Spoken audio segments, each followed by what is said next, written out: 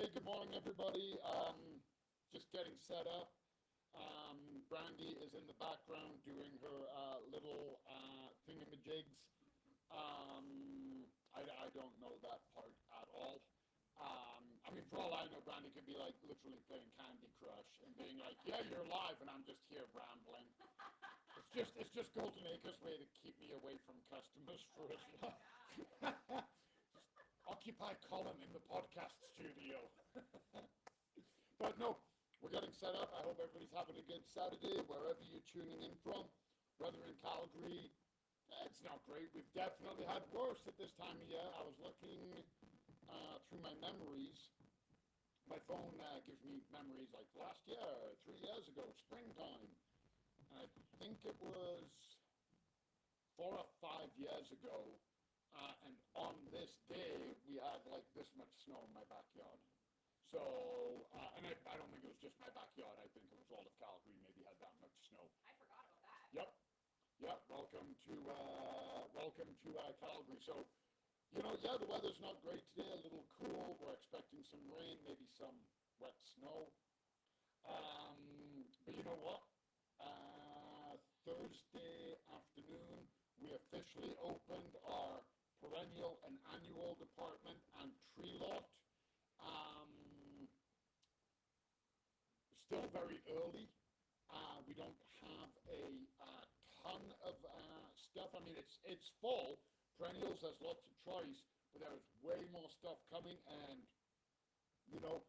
I saw a cart downstairs. I was downstairs gathering some stuff, and we are going to be talking about water-wise. I'm just chatting away while Brandy is doing the finishing touches. And I saw a cart downstairs, and it had tomatoes and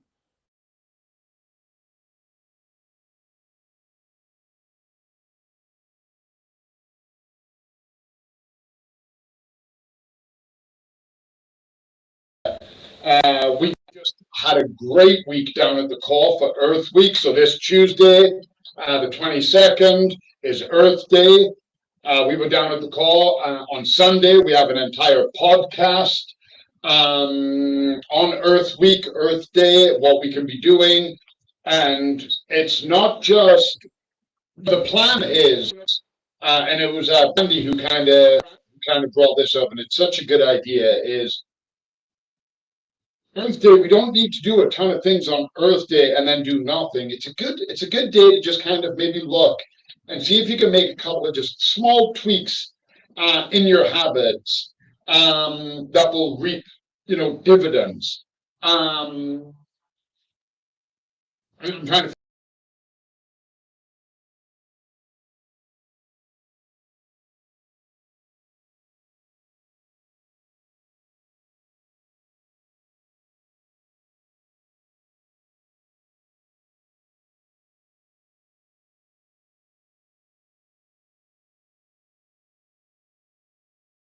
all kinds of.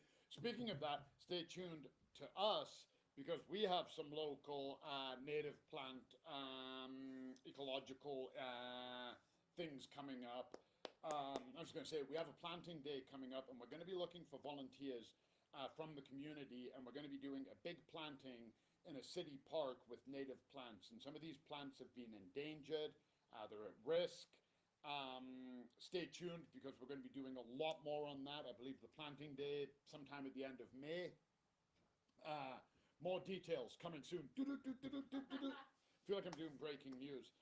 This morning, Deerfoot, traffic was moving great. Northbound Deerfoot. I was on northbound Deerfoot this morning, so I'm actually reporting. I think we're actually doing pretty good for sound. Yeah, And okay. it looks like this week we have everybody on board. I'm just going to invite our Instagram friends, and so feel free to get going on saving water in the garden. All right. Well, so good morning, anybody who's been listening to me ramble for the last few minutes. We're going to jump right into the topic now. Um, Last year in Calgary, for sure, we were extremely reactive about water saving. So we always talk about it. It's something that every gardener is very aware of. Houseplant enthusiasts, watering is always top of mind. We were at the core this week um, talking about Earth Week, and a lot of people were buying house plants.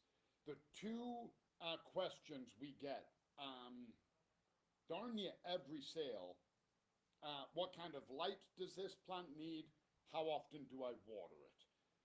Lighting, obviously, we work with them and figure that out, but watering is always that loaded question. How often do I water my plant? When should I water? How do I save water? Water, water, water. And last year, with the water main break, it kind of forced us to be very reactive. Like, we were behind trying to explain what people can do. And you know, it, it's a bit like closing the barn door after the horses ran away. These are techniques and tips that we should be doing now. So we're not here to talk to you about setting up a rain barrel. Rain barrels amazing. The city program is just every year getting bigger and bigger. We are part of it. Hopefully, we're getting more rain barrels in. They sold out record time. I'm waiting to hear back from our friends at Green Calgary to find out when my next shipment arrives. And rain barrels are great, but there's a lot more we can be doing other than rain barrels. And anybody who's followed along with webinars or the podcast, really any of our media, one thing we always talk about is amending our soils. And the main focus of amending our soils is the health of the plants, the good stuff we put in. But part of the reason it's so good for the health of our plants is the water retention. I think it was Utah State University, might have been Oregon. Utah and Oregon State have amazing agricultural and horticultural programs, and they do a ton of work, and they have a ton of articles, like a ridiculous amount of articles that are free to read, and they are like peer-reviewed, science-driven articles in the world of agriculture and horticulture. I read quite a lot of them, and that's why I can't remember which one it was. So it was Oregon or Utah. And they did a test, and they found, and this was done agricultural, I broke the numbers down to make it easier, but they found that by mixing 1% of organic material into your soil, you can help increase water retention, moisture retention, by 2 liters per square foot. So a square foot is cube, yay big, 12 inches on each side, 30 centimeters, if we're going metric. And that is essential. And when I'm talking about the amendments, so whenever we talk about doing planters, we're getting to that season, we're getting to planter season. I got some beautiful annuals here, I just grabbed some. And when we talk about planters and doing our pots, I always say, stay away from your composts, your manures, your topsoils, because they are really, really heavy. That is what we're looking at. Any of those amendments, we're not talking about other one of my favorites, charcoal and rock dust. They absolutely help, and they help with water retention, though they don't absorb it. They help create the aggregates. But we're talking about our earthworm castings, peat moss, cocoa coir, compost, manure. That's what we're looking to add. And the way it works is, there's also perlite, vermiculite. I don't really add them to my garden beds because I can put in all of the heavier stuff. If you do add them, there is zero harm. I personally don't. Now, there's perlite, I've got some potting soil here. We can see the perlite in it. I've done blends before where I have added perlite and vermiculite. I just don't put it in my garden soils. Raised planters, I probably would. Veggie pod, excellent example of it. But what we're looking to do with these amendments, they go into the soil, and not only do they absorb more water than the heavy clay or the sandy loam, they also help create aggregates. So one of the things, when I was landscaping, we used to have a joke that when we called a rain day, it wasn't for our comfort. It was how much damage we were doing to the garden. We can put on rain gear, rain ponchos, whatever, or just get wet. It's just rain. It's not going to kill you. It is annoying when it's running in your face, so you know, wear your hat.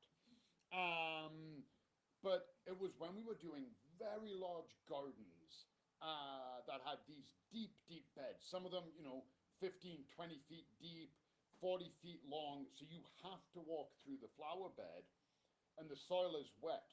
So I'm stepping on it and I'm compacting it and I'm squishing all of those micro aggregates and I'm basically creating something that now water can't get through. I'm disrupting it.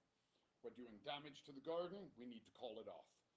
That was when we called a rain day. So adding these amendments actually helps the soil form micro aggregates and it's little pockets in these tiny little things.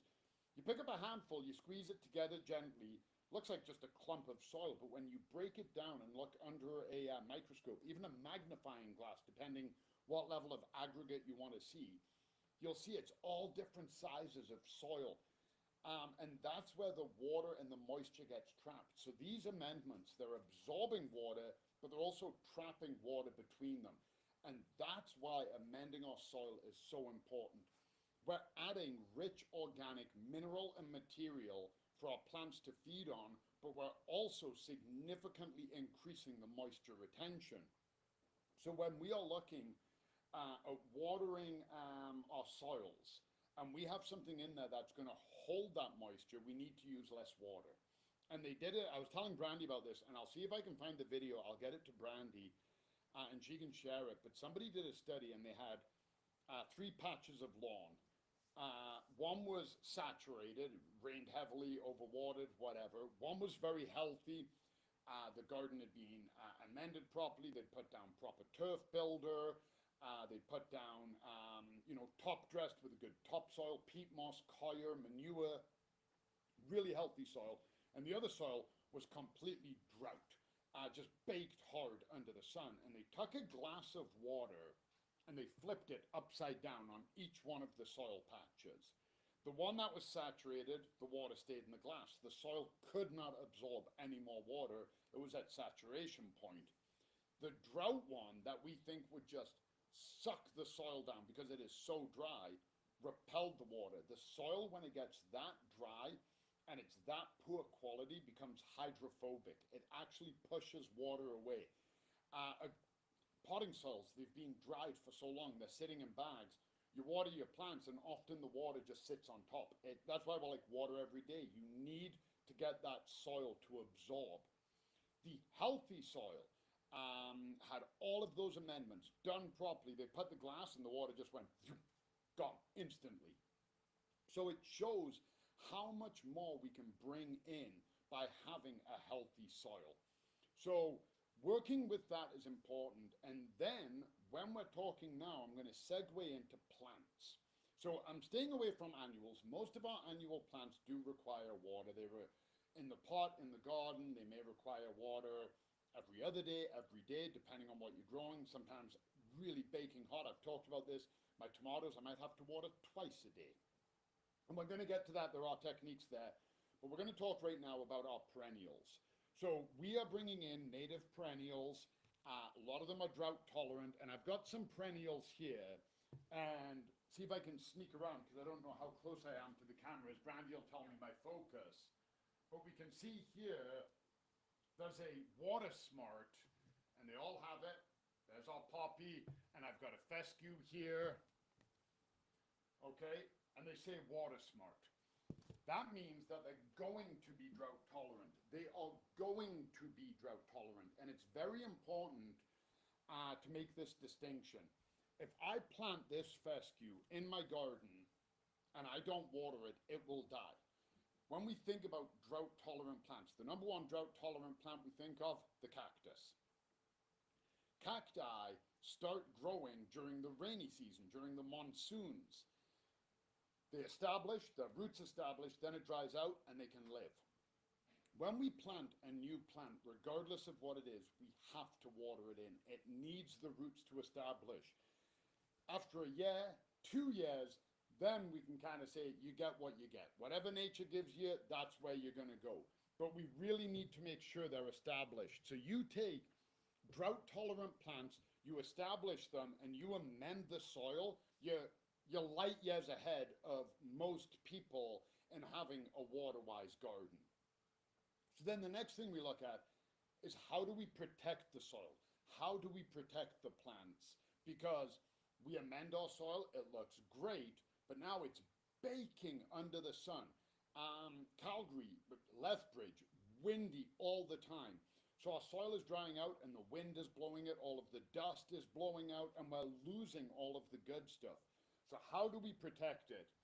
And that's where we use things like garden fabric, okay? And we put our garden fabric down on our soil. Some people will just leave the fabric. Most people don't like that aesthetic. So then they go with a mulch. And for this, for water retention, my favorite is a shredded mulch. Okay, not the bar chips. Oh, I just got mulch dust in my tea. Oh no! Cedar. What? Now I have cedar green tea. Ew! Oh my god! I can't believe you drank that. Oh my god. Okay, landscaping. I've drank coffee with peat moss in it. Ew! Whatever. A little bit of roughage helps me retain moisture. So you want to put this down. Depending on your aesthetic, straw also works. We've got big bales, we have natural ones, and I like straw as well. The reason I say straw and mulch like this is because it interlocks. So being shredded, you can see it. I can form a tight carpet of that. There's no spaces. That is, I can't even push my finger through to get to the table. I can work it through, but I can't push it through. Those chips, you can kind of just, and you're straight through. So the chips are better than nothing, but if we're talking serious moisture retention, this is what we want to use.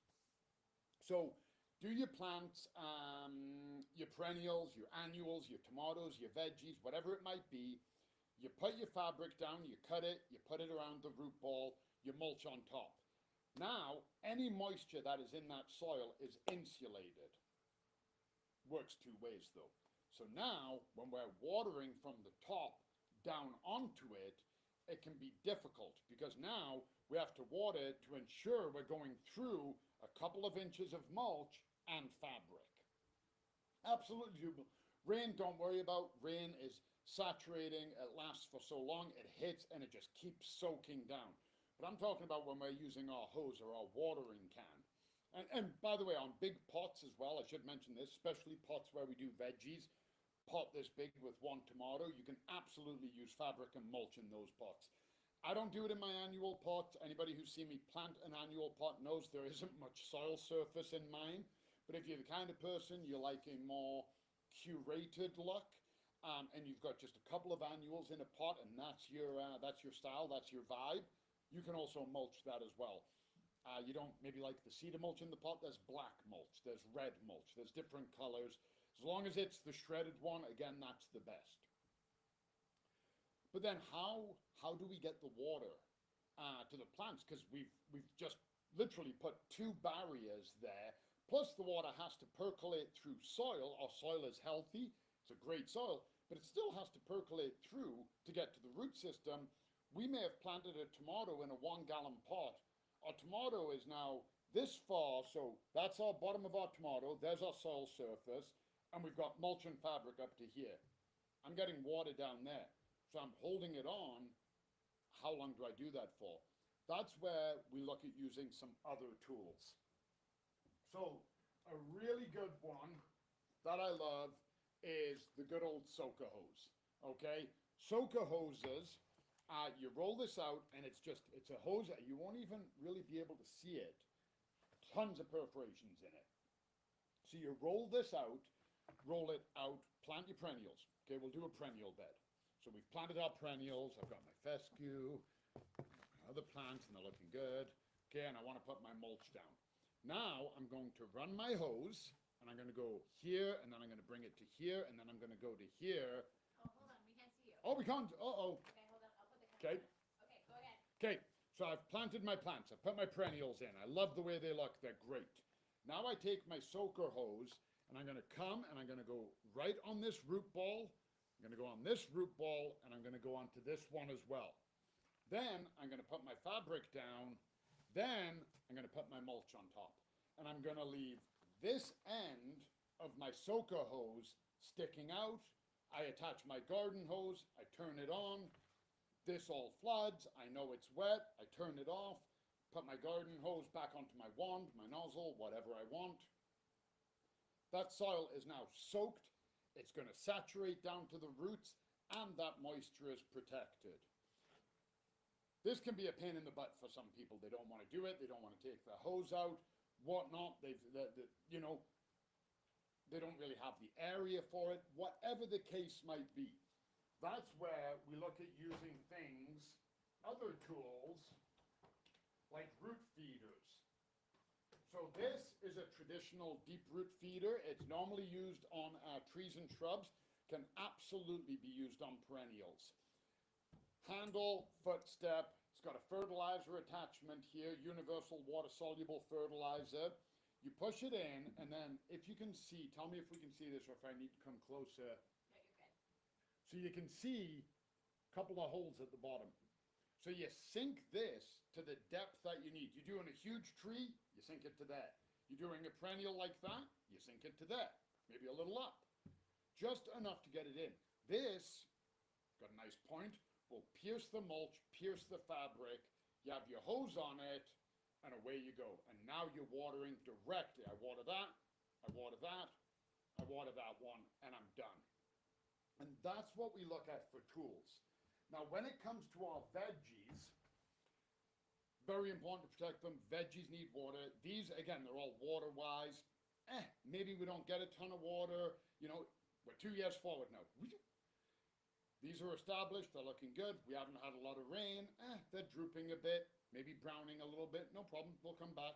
Not worried about it. I want to keep them nice. They're in bloom. I want them to look good. I water them, but I don't have to. I'm working with the drought tolerance. My tomatoes, my annuals, I can't do that. If I let them wilt, if I let them brown, if I let them go dormant, I've lost my plant. So we look, same thing. We've planted great amended soil, our tomatoes in there. We've put our fabric down. We've put our mulch down. When we put on our tomato cage, we put on something like this. And this has a built-in deep root feeder. So it's your traditional tomato cage, except one of the legs is a root feeder. This part sits on the soil, as it does. Our tomato or our pepper, whatever we want, goes in the middle, and we have independent stakes. We have peony rings. This sits there, and then we just take our water gun, our watering can, and we water straight down that pipe. And then we have 4 holes here, and it all comes out, and now my soil is saturated. So my water is now going under the mulch, under the fabric, and it's going all the way down the root system to fully saturate that soil. What this does is it allows me to grow a tomato, to grow a vegetable. It doesn't have to be a tomato. It allows me to grow a vegetable, if I use the independent stake, a perennial, using up to 50% less water. I've tested every one of these products. I've played with all of them numerous times in my career. And what I find, and this, even soil amendments, take a soil that isn't properly amended, that isn't very well taken care of. We get this all the time. People go, but I fertilized, my plants aren't doing good. This is why. A lot of times we water a tomato and we pour it on and the soil drinks the water. That first inch, 2 inches gets saturated, and then we watch the water run off. And it's going everywhere but where we want it to be. It's running onto our lawn. It's running down the flower bed. Now, we're watering dormant weed seeds. We're pouring water from a height. We're hitting the soil and we're compacting it. We've got a compacted area now. Less gas exchange. We've busted up those aggregates. We have to water a lot more to get that water down. Using these tools, soaker hoses, root feeders, we're eliminating all of that. We've got no runoff. We have no water runoff. Any of the water is going underneath. So if there's a weed seed, even if it gets water, our plants are already above the fabric. This weed seed is getting no light because it's got black fabric on it. So this is absorbing heat as well, which is great for roots, but it's not good for a seedling directly under it. and it's got mulch on top of that. So there's no light, it is too hot. If it comes through, it is so weak, you just rough up the mulch. Normally you just do that, and the seeds are just falling over. The weed seedlings are just falling over. So watering in the right area, delivering water where we need it, delivering water into a heavily amended soil. We're looking at literally cutting, and I've done the tests. I've got all of the math because I'm a colossal nerd. So I've recorded. I love how you like that math. Yeah. Yeah, I do. Well, I do because maths. I dump it into Excel spreadsheets, and then I chart it of when I did it and how much. So when I did the tomatoes using one of those tomato cages, I specifically said, okay, this tomato only gets 1 liter of water, 2 liters. I don't remember what I did now, but that's all it gets. The other one gets water as needed, and I charted it, and I wrote down how much water I used, and then I measured the ppm in the soil to see how much fertilizer, because we're using water-soluble fertilizers. Again, poor soil, we're putting that water-soluble fertilizer on, it hits the soil, runs off. Now we're fertilizing everything but our plant. Fertilizer runoff can create algae blooms in our sewage, in our waterways. We don't want fertilizer there. We want it at the base of the plants. We fertilize, and we're going through mulch, fabric, and soil to get to the roots. We think we've given our plant the right amount of fertilizer. We haven't. We think a cup of fertilizer, water-soluble fertilizer, fill up a cup. I pour it on there. I'm like, that plant got a cup of fertilizer. Maybe it got a third of a cup, maybe a quarter. You deliver it through a root feeder or through a soaker hose. I don't recommend using a water-soluble fertilizer through a soaker hose. You absolutely can. I don't recommend doing it. Fertilizing is always best to do it directly on the actual plant. You absolutely can. Take a universal fertilizer attachment like this. Good job there, heavy duty. Attach it to your hose and put your hose on the end. You absolutely can run water-soluble fertilizer through these. It's just not ideal. This stretches out for 50 feet. I can't guarantee that all of my fertilizer went the full 50 feet. Maybe the moment it came through, it fertilized the first 10 feet. The next 40 feet got some, but not enough, because again, tons of different pores all through this. So when you're watering, absolutely, the beginning gets wet first, the back eventually gets wet. Fertilizer, I don't recommend it. So that brings us to the next point. And that is, so we've got all of that figured out. We're doing great. We know what it looks like. How do we know? So we've got our great soil. We've got our perennials. We've got our tomatoes. We got our root feeder cages on. Everything is doing great. But now I can't see my soil. I don't want to be pulling fabric up. I'm defeating the point if I'm doing that. I don't want to be pulling my mulch. You know, we talk about that all the time. We try to limit work in the garden. We're trying to make our life easier. We're trying to save water and prevent weed growth and keep a healthy soil. I don't want to be out there every time I water. Was that enough water? And now I'm running extra water because I don't know, so I'm wasting water. So invest in one of these. And this is a moisture meter. I believe this one is $12 or something. You can also measure pH with this. Most of the time not necessary, but a lot of times people go, how do I check the pH in my garden? This has a pH meter on it as well. So I don't know how well this will show up. I can't come around to the camera. Can we see the needle good from there? Yeah. Perfect. So first thing you want to do is turn your switch to moist. So it's pH off, moist. For this, we're talking about water. We're not talking about pH. So I'm swapping this to moisture, and we can see the needle is in dry. It's in the air. It's pretty dry in here. I got potting soil in here. I stick this in, and that needle is still on dry. See how much I trust it? I'm not even lucky. I didn't even check first. That needle is reading dry. I know that because I haven't put any water in this potting soil. I took it straight out of the bag. I firmed it in. Great potting soil. I will eventually plant something in there, but I haven't given it any water. I know it's dry. Here's one I prepared earlier. I'm like total like Martha Stewart right now. Yeah. The reason I prepared this earlier is because this soil is hydrophobic, and if I was trying to do this live, I'd be adding water and waiting. And it took me about 20 minutes to prep this soil so that it's nice and wet all the way through. And you can see there's no water leaking out of it. I didn't oversaturate it. It's just watered soil. So now, I don't know why it's in, oh, it was in the glass jar to trap the water. So I'm still on moist. I'm going to take this, firm that down a little bit. I'm going to stick it in, and that needle should have jumped straight to moist. And that's it. So I can take this, and I can go to where I've cut the fabric around my plant, and it went back to dry because I took it out. So now I can put it into my perennial. And I can go, oh, okay, yep, that's moist, does not need to be watered, I'm good. So now I've just eliminated guesswork. These work on your house plants too. Absolutely they do. These are an amazing investment to help you save water, to be used indoors, outdoors, you're looking. And the best part is, once you learn, so say you're using a root feeder, and you fed your plant, and you go, was that enough? But I don't know. You take this, you stick it in, it reads dry, you go, oh, clearly it wasn't. You add a bit more, you stick it in, it goes moist, or you leave it in the soil as you pour the water in and you watch the needle move to moist. You go, oh, that took 2.5 liters of water to get that exactly where I want it to be. Now I know how much it needs. You don't need to do it again. Absolutely, you can check next month. Maybe it gets a little bit hotter, a little bit drier.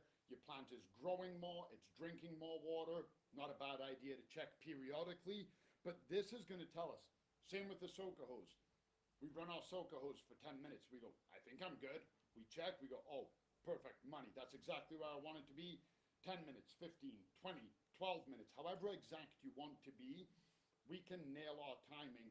And then for things like your soaker hose, if you want to set it permanently, you can put your garden hose on, and where you attach your garden hose to your house, get a water timer.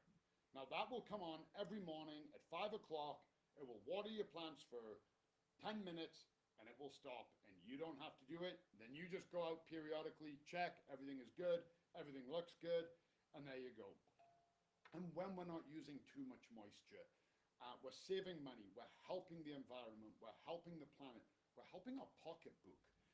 We're not wasting as much, but also we're keeping the plants healthy by delivering water where they need it, but we're keeping the garden healthy. We're not growing weeds.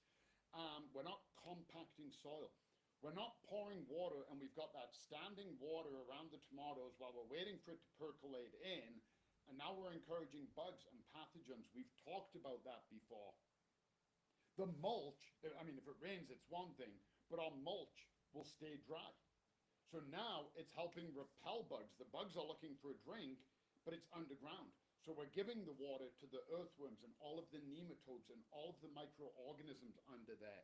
We've warmed the soil up with our black fabric. So now everything in gardening, it's all chemistry. We've increased, what do chemical reactions need? They need warmth. We're making it hotter. So we're helping that soil. We're boosting root activity. We're boosting microbial activity. And we're getting everything those plants need.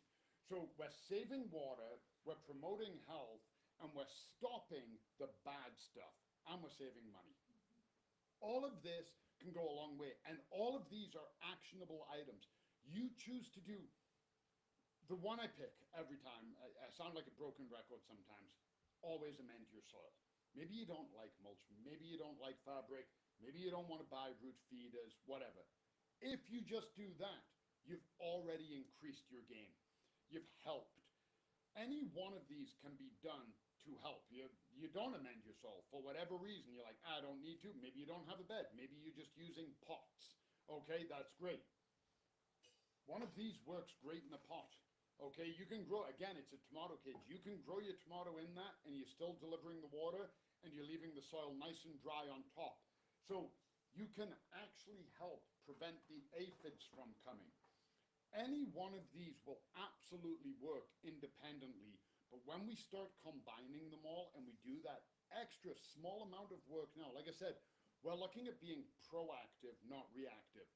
You can always put your fabric out, lay it out, put your mulch on it. Now it's time to plant. You pull the mulch back, you take an X-Acto, you cut out a perfect square, dig, put your plant, backfill, push your mulch back. So you don't have to be planting and then cutting your fabric and trying to put it around. There's ways to make this relatively easy. Once the soil is like that, another benefit, this one is a small one, but these all add up. We have fabric and mulch down now, and I step on it. This mulch is cushioning my foot. I'm not stepping directly on the soil and squishing it down. I actually have a barrier now. I've got tight fabric, mulch, and that's going to stop me from crushing the soil. So all of these things go a long way to keeping our garden healthy. Well, it will be heavy. Soil will be heavy. Keeping our gardens healthy and helping save water, and that's what it's all about. So I think I was pretty good for time there. I didn't time myself. Do we have any questions? No, I think like this has been pretty good. I think just like a good recap if there, in case anybody wasn't here at the beginning of the webinar. I know you kind of touched on a lot of it there at the end, but obviously like all of these ways can help to save money, save time, and save water. So like amending your soil was probably like your biggest Yep. tip. It increases water and fertilizer absorbency, reduces runoff, using drought-tolerant plants, which was once established Yep. are going to need less water. And you get, and you know, quickly on that too. Yeah. I picked this one. I picked this poppy just for that. A lot of times we think water saving, okay? And what do we think? We think barren. We think desert. We think rock. We think cactus, right? We don't think lush. But look at that. Look at that flower. Look at that grass. Like, look at the color of it. It's blue. Which one did I grab here? I grabbed a sage. Look at the color. Look at the leaves as it is. And then look at the color of that. So our gardens don't have to be boring. Yeah, I think a lot of people think that water-saving plants are just grass. Yep. Like native Yep. grasses, which they totally are. But it is nice to see flowers. Exactly. And there's native shrubs, perennials, grasses, all designed for water saving. Again, it's all in the techniques. Yeah. Yeah. I love it. No, that'll wrap us up. Okay, well, enjoy your day. I hope everybody stuffs their face with chocolate. That's my plan this weekend is do nothing, lie on the couch, and eat a copious amount of chocolate. So, thank you. Oh, the hair clips. They're hair clips. We have our own Easter bunny. Is it working? Kind of. I'm not very good with hair things, clearly. Here I go. I'm going to be the opposite of the Easter bunny. Instead of doing chocolate, I'm going to do like a mulch hunt and drop little piles of mulch around people's garden. Gardening Easter day, right? Yeah. No, that's fantastic. Join us next week for more webinars. Yeah, we'll see you next week. And stay tuned. We got podcasts and all kinds of fun stuff. And at this time of year, Brandy does our social, and there is so much happening in the greenhouse. We have a new line of predator bugs. Annuals is open. Perennial is open. We got new furniture coming in. Planting day. Native. It goes on and on. So there's lots to see and do. It's an exciting time. We'll see you next week. Bye, everyone. My ears feel like they're very